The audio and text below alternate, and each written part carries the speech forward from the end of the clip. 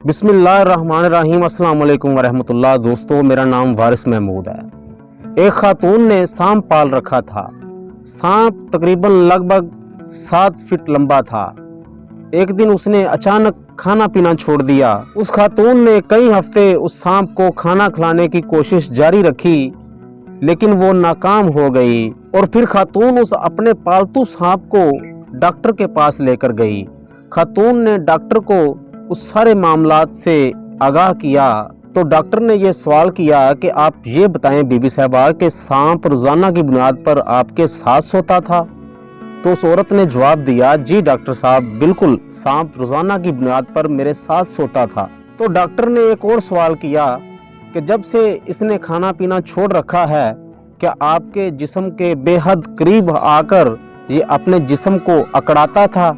जिस पर खातून ने कहा, जी डॉक्टर साहब, बिल्कुल, आप बिल्कुल सही फरमा रहे हैं। जिस पर मुझे इंतहाई अफसोस था कि मैं अपने सांप को बेहतर महसूस करवाने के लिए उसकी कोई मदद नहीं कर पा रही। डॉक्टर ने खातून का जवाब सुनने के बाद कहा, मोहतरमा, 1 मिनट के लिए रुक जाइए। आपका सांप बीमार नहीं है, बल्कि ये आपको खाने की तैयारी कर रहा है। और आपका सांप आपके जिस्म का रोजाना की बुनियाद पर अंदाजा लगा रहा है, और इसलिए इसने खाना पीना बंद कर दिया है ताकि ये आपको खाने के लिए अपने पेट में, अपने मैदे में जगह बना सके।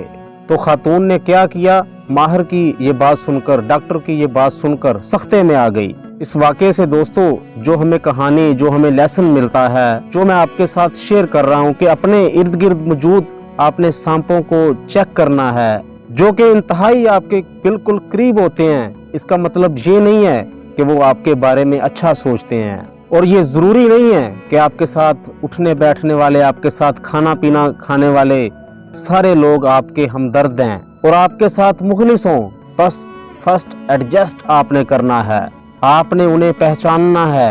हो सकता है कि वो आपके ज़्यादा करीब आने पर आपको नुकसान पहुंचाने वाले हों।